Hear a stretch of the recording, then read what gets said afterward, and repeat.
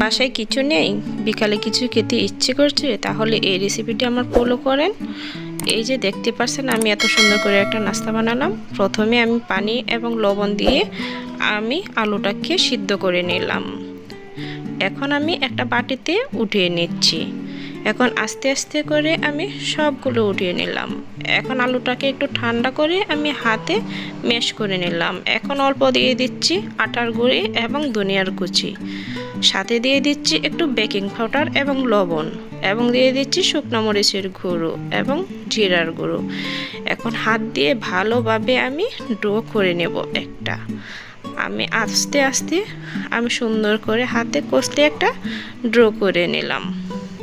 দেখতেই পাচ্ছেন অল্প অল্প ডো নিয়ে আমি দুই হাত ঘুরিয়ে ঘুরিয়ে সুন্দর করে একটা বল শেপ করে রাউন্ড করে আমি সবগুলো বলের মতন বানিয়ে নিয়েছি। এখন আমি কড়াইয়ে তেল দিয়ে সুন্দর করে আস্তে আস্তে করে সবগুলো দিয়ে ভেজে নেব।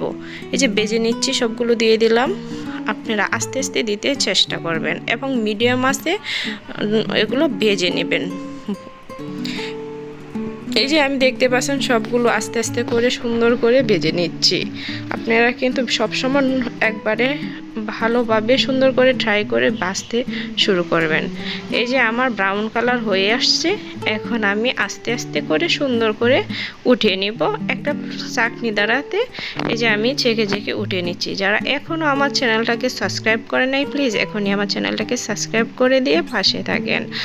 আর বিকালে এরকম নাস্তা যদি আপনাদের মেহমান বা আত্মীয় স্বজন, নিজে বা পড়শি মেহমান সবাইকে দেন, সবাই অবশ্যই আপনার এই রেসিপিটা খেয়ে সবাই প্রশংসা করবে। এই যে আমি হাত দিয়ে একটা ভেঙে দেখাচ্ছি যে এত সফট একটা মানে আপনাদের কি বলবো, একটা নাস্তা দেখতে পাচ্ছেন বলটা আমার এত সুন্দরভাবে একবার স্মুথ, না খেলে বুঝতেই পারবেন না। সবাইকে আল্লাহ হাফেজ, টাটা।